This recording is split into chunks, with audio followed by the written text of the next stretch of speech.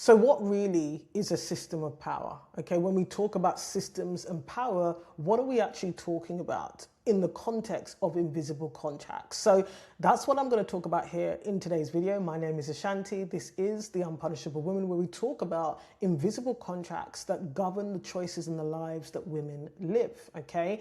And you would have heard me talk about power a lot over time, and also systems of power. In fact, very recently I've begun to talk with you about artificial intelligence and the fact that I think it is an emerging system of power.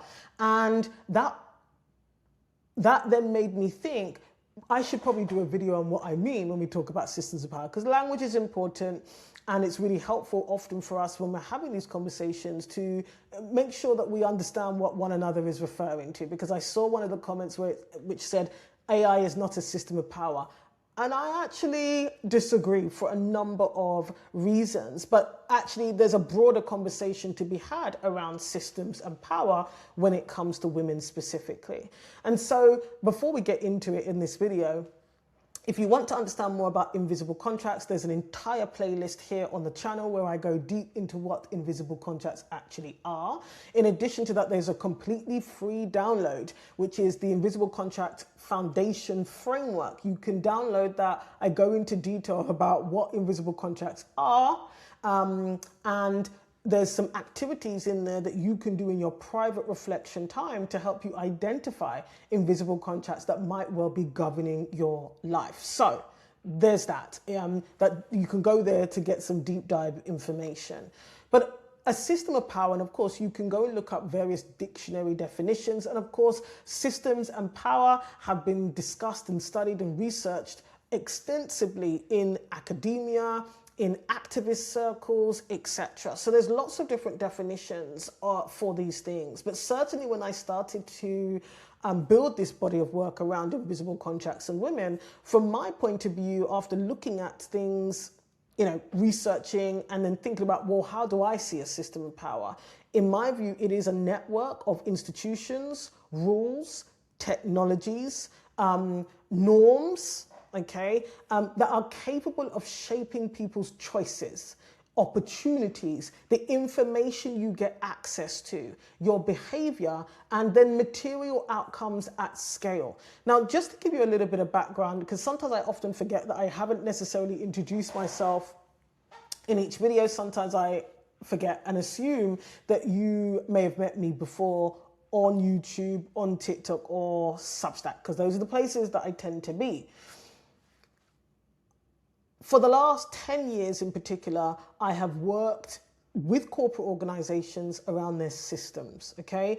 And I very much did a lot of work in the inclusion space. So a lot of my work was about cultural transformation, about how we deliver certain business transformations through systems and talent.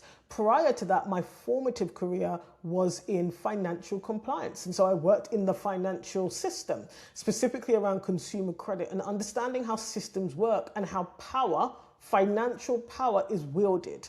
And there is a massive, obviously, gulf between what consumers and customers understand about finances and how financial systems work and the information, resources, and the access to that information that financial institutions have. The same is true in the legal field. So I read law at university before going into financial compliance. I mention this because that background and lived professional experience does inform the way I see systems and what I observed about how power travels through systems, okay, in these, in societal ways, in macro ways. And then, of course, power travels through interpersonal systems. And so when I talk about a system of power, that is why I'm referring to institutions, a network of institutions, which we see: healthcare, education, the legal system, finances, politics, social media, technology. All of these systems on a macro level interact with one another, and they impact our choices quite often as individuals. They impact the information we have access to. They impact the resources we can access. And they impact material outcomes at scale for society, humankind, and then of course when we start looking at things from an intersectional perspective, how it impacts children, how it impacts poor children, how it impacts working class people. And so when I talk about this, that is the lens from which I come from. That is one of the reasons why I look at, for example, religion as a system of power. How does it impact outcomes for people at scale? How does it impact, how does it wield power? Okay, on a systemic level. The family system is a system of power. It is the first system that we are introduced to as children, is the family, because power shows up in the family system. All right. And so also what I will say at this point as well is that power is not synonymous with evil. That's the other thing. In many ways, it could be quite neutral, depending on how you look at it, right? It can produce benefits, and it also can, when unchecked and unfettered, can actually obviously create harm. It can produce harm, okay? Also, having a measure of power is different to having absolute power. Right? Again, going back to this intersectionality piece, this is what I spend my time doing in my day job, is explaining these pieces and applying it obviously within the corporate sector. But it's very important to understand what we're actually talking about here. And so when I describe artificial intelligence as a system of power, it's because I can see some of these tenets of systems and how they work, especially at scale, but also power. Because whoever, it can be an individual or an institution or a network of institutions, has all of the information, has the resources, controls access to information and resources. That is a system of power working. And artificial intelligence, if you are reading up about what some of these technology journalists are uncovering, discovering, and writing about, I mention it so often because I think it's a really brilliant book, Empire of AI, written by Karen Howe, a journalist. Okay, even when you think about the way media works, information, access to information, a system of power. What information is or is not given to individuals. That's one of the reasons why social media is powerful. It has become a system of power. Not only because we as individuals, anyone can create a social media account, right? Whereas before you might rely on traditional media to hear what's happening around the world, often what's happening in the moment in real time, anybody with a social media platform can live stream boots on ground and show you what is happening before major TV networks ever pick up the story, before they can decide the lens through which they tell you that story. You can have an individual of any age who's got their phone on live streaming from the scene of whatever it might be. System of power. When you build a platform on a social media platform, like when you build a community, an audience, that comes with a certain level of power. Artificial intelligence is no different. The people who have access to the technology are funding the technology, the people who are learning how to use a certain type of artificial intelligence. Because again, artificial intelligence is actually much broader than people realize. It's not simply ChatGPT and Claude. Most people, I'd say, on a basic level might be aware of ChatGPT. Claude, though, is very interesting. I don't think the everyday person is necessarily using Claude.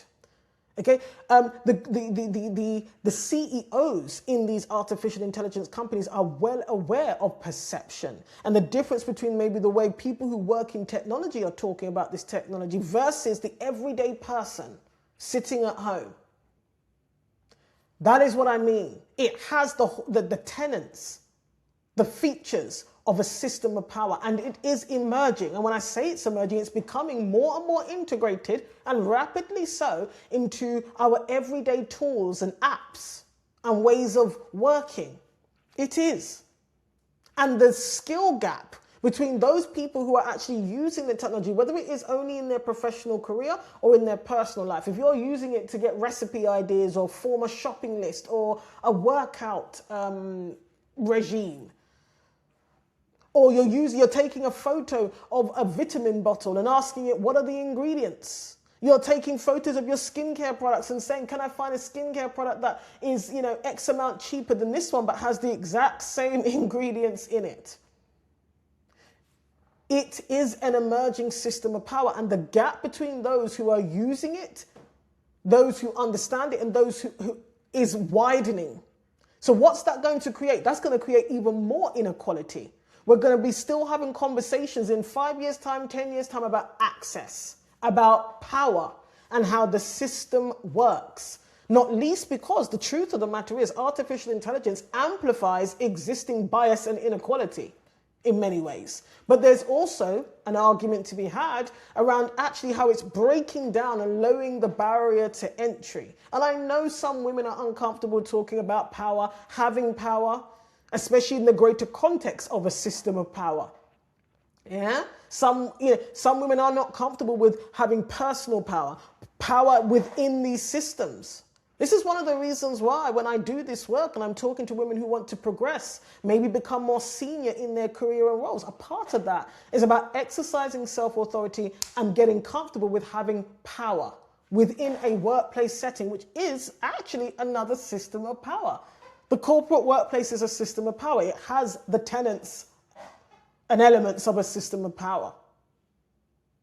Do you understand why it's so important that we really understand the complexity and the nuance of power? And when we take a very one-dimensional view to power, it can impact you on an individual basis. Like I say, the women that I work with in private, they do want to recognize internal power, but that means we often have to unravel what we really believe about power, what we understand about power, and the moral labels that we've attached to power. Because then if you want to become more senior in your career, for example, and you believe you're an ethical person, you believe that you deserve that higher salary, you actually want and desire the status and authority that comes with a senior position. That's interesting. But a lot of what you believe about power is going to impact whether and how fast you actually acknowledge and say, no, I want that role. I do desire that role. I want it not only because of the money that comes, but yes, actually the money comes with more recognition, reward in my personal life, more options, freedom, leverage, but it also comes with status. And yet sometimes as women, we struggle to have conversations about other systems of power at play, right? We recognize that marriage and motherhood, the system of marriage, the system of motherhood, as it were. But yet there are women who still want to opt in. They still want to get married. They still want to be a mother. And that's okay, by the way. My point is we often have to unravel how we really see and the moral conclusions that we've linked to power. In one area, we think we have the right to power or we secretly desire it. In another area, we judge other women because they are choosing to navigate the system of power that might be, whatever it might be, the corporate workplace. Like I say, technology, social media, the amount of judgment I see being expressed by women toward other women who want to be influencers, who want to be a content creator, who are maybe beautiful, objectively beautiful, and or might meet the patriarchal, Western patriarchal, let's be very specific, beauty standards. But if a woman's objectively beautiful, if she believes she's beautiful, forget objective, and she wants to use that beauty in her career, in her life, right? Every woman decides what type of power she has the capacity to recognize within herself and wield as she wishes, whether that's in a personal sphere, interpersonal, or on the macro level, right? That is really important for us to get to grips with. And so that's why I described artificial intelligence as an emerging system of power. It's less established in the everyday mind, that's for sure. Okay, a lot of what people may be seeing about artificial intelligence is the headlines, and it depends where you are. Maybe you live in a place where there's a data center. Maybe you live somewhere in the world where the existence of these data centers are having material negative impacts on community. I refer back to the Empire of AI book, which likens AI to colonization. Very fascinating. Yeah? And so, yes, there are traditional systems of power that we all tend to recognize. Religion, gender roles. Religion has a huge impact on gender roles and gender expectations. Family, marriage, sexuality, morality, community. Yeah? Then you've got politics and the state, the law, taxation, borders, immigration, property, ownership, reproductive rights, access to public resources. That is a system of power that we are often having to navigate. Family, another traditional system of power. Inheritance, belonging, caregiving, gender expectations, behavioral norms. Culture, respectability, beauty, gender again, success and money, sexuality. Yeah, education, medicine, finance. These are all traditional systems of power that are far more established. Okay? And what I'm not saying is that all systems of power are inherently bad. I know there are some people who view these systems of power as inherently bad. What I am saying is that we often have to recognize how our personal feelings and views on power impact our own life trajectories and what we allow ourselves as women to access, to enjoy, and to experience. And when we attach these moral conclusions, which we, on an individual level, we have a right to do, what I'm saying is it also can have an impact on how you progress as an individual. It has an impact on how we see other women. I was listening to a podcast, and again, I listen to a lot of things, I read and listen to a lot of things from completely different worldviews to mine.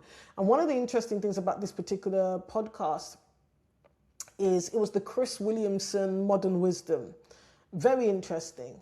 And one of the points he was making with a guest that he had on at the time was about kind of this virtue signaling that he believes that women do amongst each other. So this idea that women virtue signal altruistic values, that women want to be seen as caring and caring about the world. And so he was making a comment about the fact that, you know, there were some women on social media who were talking about Gaza and Palestine and were saying, you know, if a man doesn't, you know, if there's no indication on his socials that he cares about these issues, they're not interested in him. And so they were talking about the fact that it seems as if women virtue signal that they don't care about power, that they are all about charity, they're all about, you know, communal well-being, and that is it's performative, essentially, was the inference. And I thought that was very interesting. Now, whilst I don't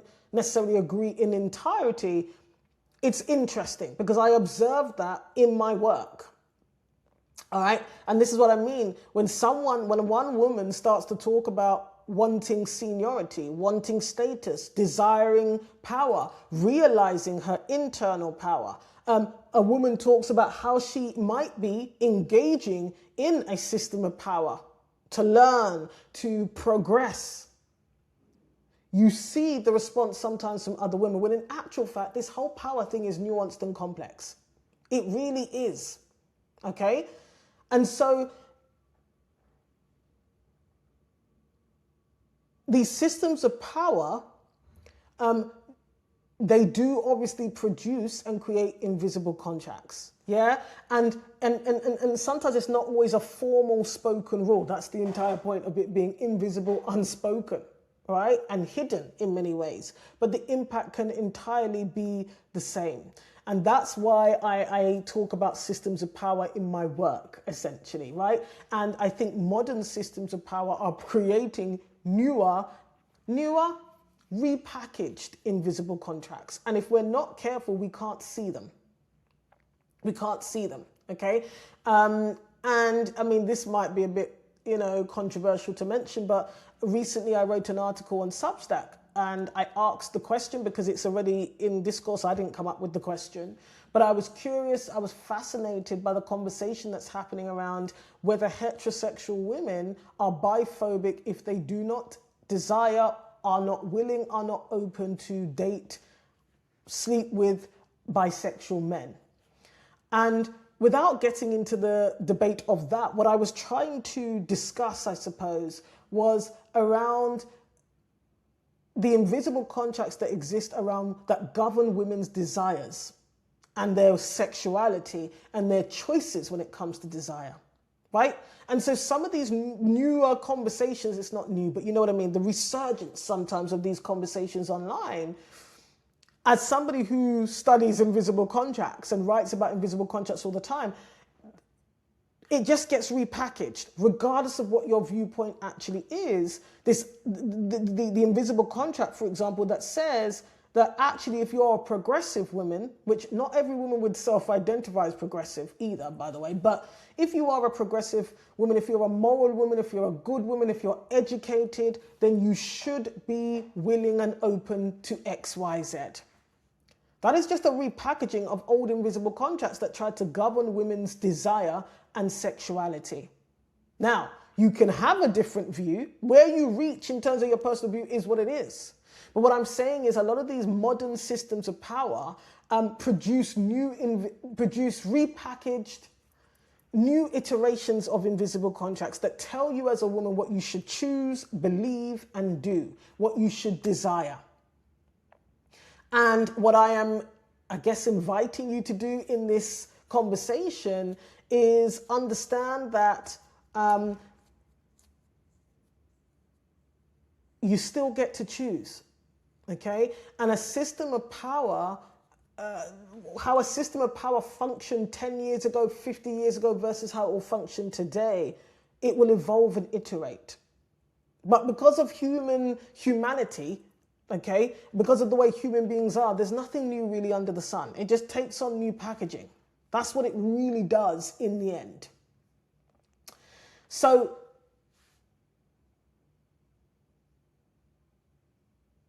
and then the last thing actually I do want to say in this video is that some systems of power are more visible than others. That was the point as well that came to my mind while I was thinking about this. Some systems of power are more visible than others. Religion, very visible. Family, in your face, visible.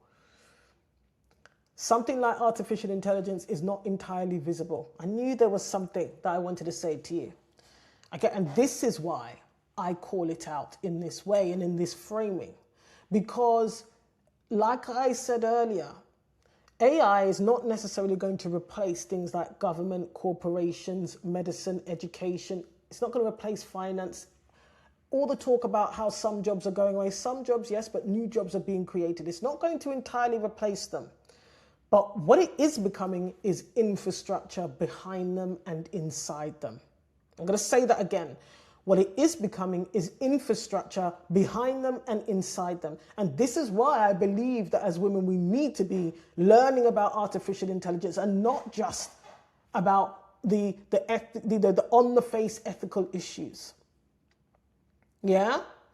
And so actually, what happens when AI, which is, in my view, an emerging system of power, becomes embedded in existing systems of power that already have power, that already hold information, restrict access?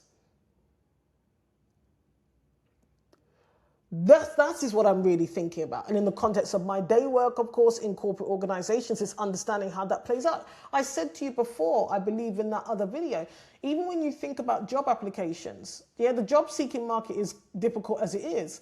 But the fact that there are lots of companies who are using artificial intelligence to sift through applications, CVs, and cover letters, what impact does that have? We're seeing people, I just saw a lady on TikTok who works in recruitment. She was saying that she saw a Reddit thread where a hiring manager put his own CV through the system that his company uses for a job role, the job role he's in now. And the system said he's not qualified. This is what I mean. A lot of this stuff is it's going to become invisible, even more invisible than it already is. And this is why I encourage women to learn the technology. Yes, it is. There are trade-offs. There are. We may not like all of the aspects of this, but it is becoming infrastructure in everything. And that is why I believe that women, whether it's on a personal, individual level, get yourself at the table in your own life in terms of AI. And if it's in the corporate career sphere, opting out altogether may not actually be the wisest thing in the long run. So that's what I wanted to share with you around systems of power, why it came up in my mind, where I'm coming from when I talk about systems of power, and why I'm afraid the same way I talk about money, I'm going to talk about artificial intelligence. And it's not because I'm an evangelist. You know what I really care about? And this is a golden thread that runs throughout my entire career, is individual citizens having the information they deserve to have. What I really care about is adult women being treated like adults, legally, socially, culturally, where you can exercise your self-authority. But one of the ways you do that is by being informed. Having the actual information and then exercising your self-authority to figure out what you want to do next. My thing is not that you need to agree with me or everybody else. Okay? But that golden thread for me has always been that. Why don't I know this information? Why aren't I informed about this? And not just what I'm being told. That is so, so important here. Now, if you're interested in learning more about systems of power, invisible contracts, how they govern the choices that we often make, there's a completely free download somewhere in the link somewhere. It's the Invisible Contract Framework, Invisible Contract Foundation Framework, something along those lines. Check it out. It is completely free.